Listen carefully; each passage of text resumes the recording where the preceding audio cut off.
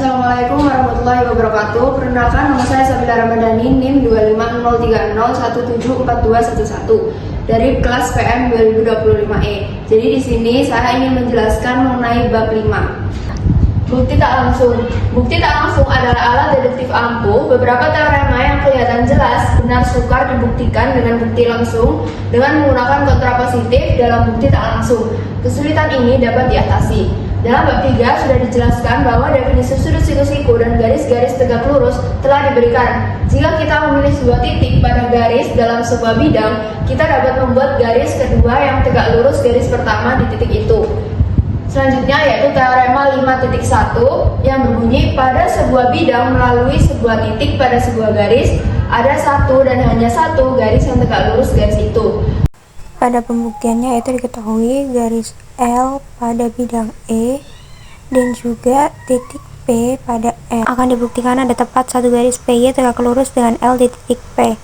Pada bukti kewujudan, pernyataan yang pertama, P pada garis L, P pada garis L di bidang E berdasarkan yang sudah diketahui. Yang kedua, H salah satu bidang setengah di E yang ditentukan di L. Jadi sebuah garis itu menentukan bidang setengah yaitu atas dan juga bawah. Jadi H adalah bidang setengah atas.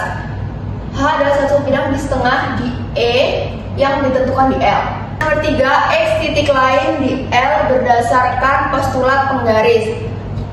Yang keempat yaitu garis PY terletak di H yaitu atas, bagian atas, sehingga besar sudut XPY, besar sudut P itu sama dengan 90 berdasarkan postulat konstruksi sudut.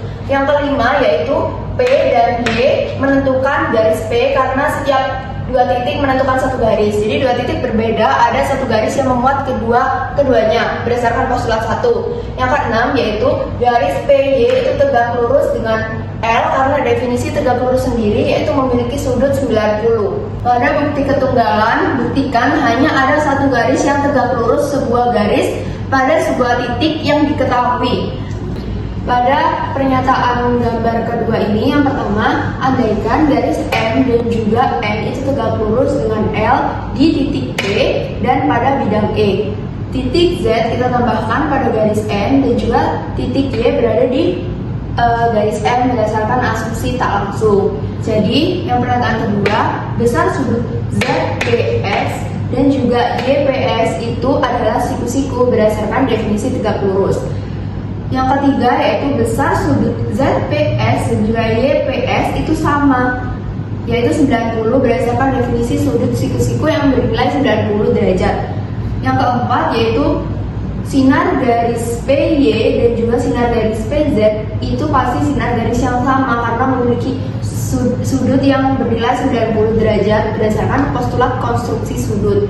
Jadi yang kelima, garis M dan juga garis N itu adalah pasti garis yang sama karena Postulat 1 dari dua titik dapat dibuat tepat satu garis. Tetapi gambarnya itu dibedakan sedikit karena asumsi tidak langsung. Jadi terbukti bahwa hanya ada satu garis yang tegak lurus, sebuah garis pada sebuah titik yang diketahui. Karena jika ada dua garis itu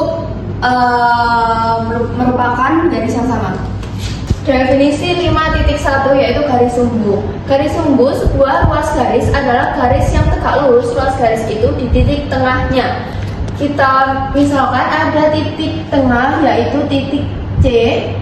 Nah, jika titik tengah pada ruas garis AB, maka garis AC itu sama dengan CB. Kita tarik garis pada titik C. Yang namanya garis itu pasti ada anak panahnya di atas maupun di bawah. Nah, nanti yang namanya tegak lurus adalah siku-siku. Jadi ini adalah garis, kita misalkan garis L yang merupakan garis sumbunya. Definisi 5.2 yaitu berjarak sama. Dua titik berjarak sama dengan titik ketiga jika kedua titik itu sama jauhnya dari titik ketiga tersebut. Kita misalkan dua titik berjarak itu titik A dan juga titik B. Lalu titik ketiga kita misalkan C pada tengah-tengah antara A dan B.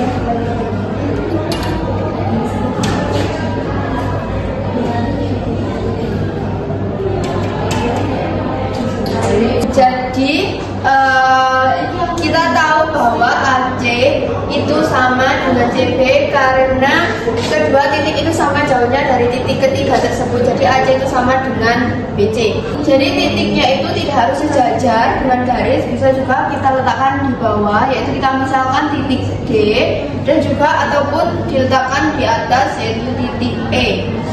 Ditarik garis.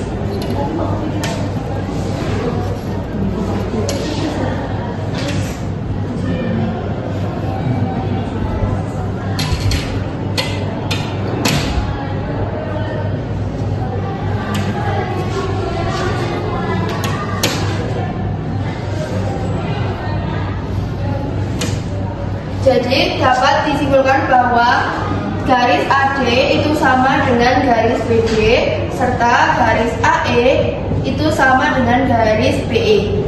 Teorema 5.2 yaitu garis sumbu. Garis sumbu sebuah ruas garis dalam bidang adalah himpunan semua titik dalam bidang yang berjarak sama dari ujung-ujung ruas garis itu. Diketahui ada garis L yaitu garis sumbu pada ruas garis AB dan C berada di titik tengah AB. Akan dibuktikan yang pertama, jika P sebarang titik pada L, maka PA itu akan sama dengan PB.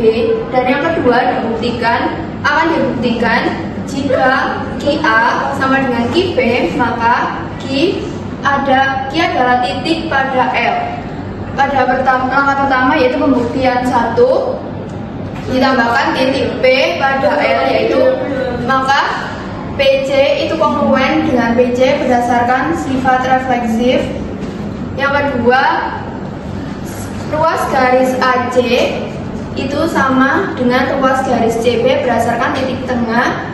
Jadi AC itu nilainya sama dengan CB karena C berada di titik tengahnya. Maka besar sudut PCA itu akan sama dengan besar sudut PCB yaitu 90 berdasarkan L adalah garis sumbu AB. Garis sumbu itu tegak lurus yaitu bernilai 90. Maka sudut segitiga PCA